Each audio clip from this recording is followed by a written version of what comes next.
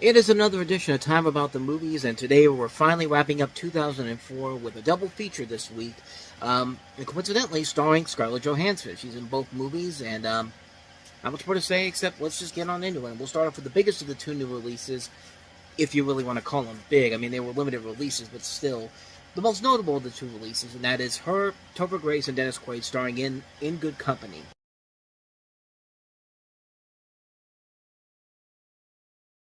So it's essentially Eric Foreman being the boss of Jaeger Clade and also dating his daughter, Mindy the Mermaid from the SpongeBob SquarePants movie, or Black Widow, whichever one you want to go with here.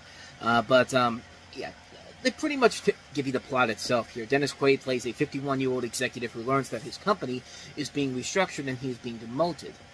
Carter, played by Topher Grace, who is 26, replaces him. Dan, who has two teenage daughters with another on the way. The other daughter is played by Xena Gray, who you'll recognize from Snow Day and also later on The Shaggy Dog, decides to suck it up and work for Carter. Dan and Carter's working relationship is tested when Carter begins a relationship with Alex, played by Johansson, who is Dan's daughter. This comes from the same team that brought us About a Boy, the Whiteses, Paul and Chris Weitz, and for the most part, the movie is really good. I think a lot of the actors in here are very good here. You got a great cast. I mentioned Quaid, Grace, and Johansson. I think they work off each other very well. Mark Helgenberger's also in here from CSI, Clark Gregg, David Paymer, Selma Blair, Ty Burrell, Frankie Faison, Philip Baker Hall, Lauren Tom, John Cho, Colleen Camp, Malcolm McDowell. There's a strong cast in this movie. And it's an interesting idea that, honestly, most people can relate to this situation when somebody comes in that's much older than you are, basically takes your job and then gives you, puts you in a situation here. And in this case, it's a situation where he's not only losing his job, but his daughter's falling in love with the boss in general. And like I said, everything about the movie is really good. If there's one nitpick I have with the film, it's Topher Grace. And like I said, he's good in the movie, but the thing with Topher Grace when it comes to his film roles is that it's really hard to, take the character of Eric Foreman out of the play for him, because everyone knows Topher Grace as Eric Foreman from that '70s show, and we saw that earlier in the year with Win a Date with Tad Hamilton, and even later on when he played Venom in Spider-Man 3, it was just hard not to see him as this character. Because it's really hard to see him not play that character we see on that '70s show in these different roles, these radically different roles.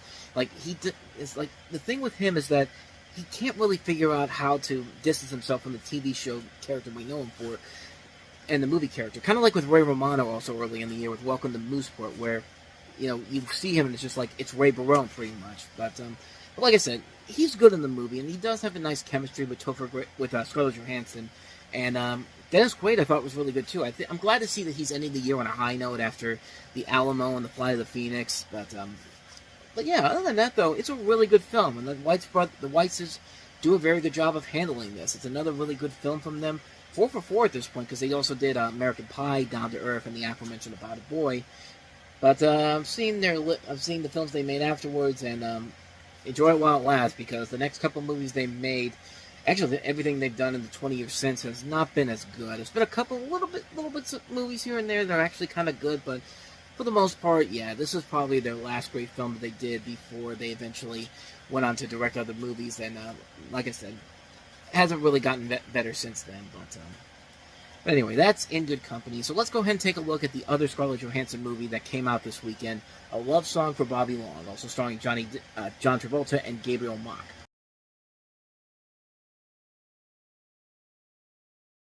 Yeah, definitely the one that has higher ambitions to it, but it's clearly an Oscar bait movie and not really a good one. John Travolta plays the title character of Bobby Long, who's an aging alcoholic, and Scarlett Johansson is this headstrong young woman who returns to New Orleans after her estranged mother's death. And there's also Gabrielle Macht, who she ends up falling in love with, and Deborah Kara Unger, Clayne Crawford, but yeah, other than that, though, this is the movie that I saw way back in the day, because I did like Scarlett. I still like Scarlett Johansson, but anything that she was in, I was usually going to watch it. I watched it, and yeah, it's pretty much what you think it is. It's a movie that's at high ambitions or Oscar consideration.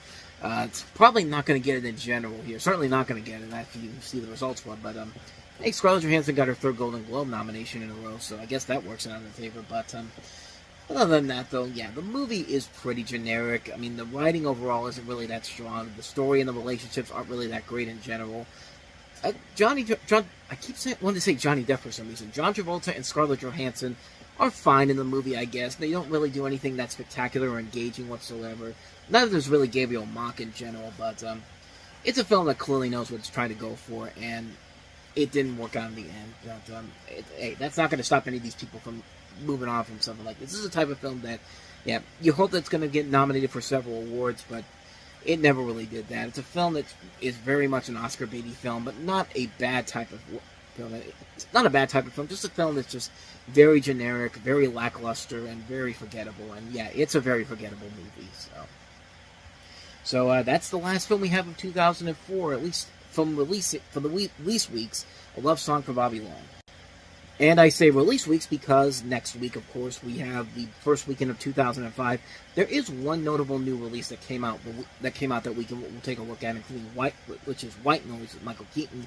But as always, I got the list right here. As you can see, it is not. Here we go. Fans on the background if you can't tell, but yeah, it's not a very long list here. So we'll take a look at Lion King 1.5, Mickey, Donald, and Goofy, The Three Musketeers, Lars von Trier's Dogville, Robin Williams in The Final Cut, Bride and Prejudice, Mickey's Twice Upon a Christmas, Kangaroo Jack, Good Day USA, and Kung Fu Hustle, which I could have sworn was released in 2004, but I keep saying it's 2005. I'm just going to cover it in here anyway, so if I miss out of it in 2005, you'll know why. So, yeah, we'll take a look at those all on the next episode. But until then, thank you so much for watching, and if you want to see more videos like this, please hit the playlist on the next page, check out the previous episode, and also don't forget to hit the like and subscribe button if you want to see more videos like this on this channel. So, with that said, I am off. I will see you guys next time, and until then, as always, take care.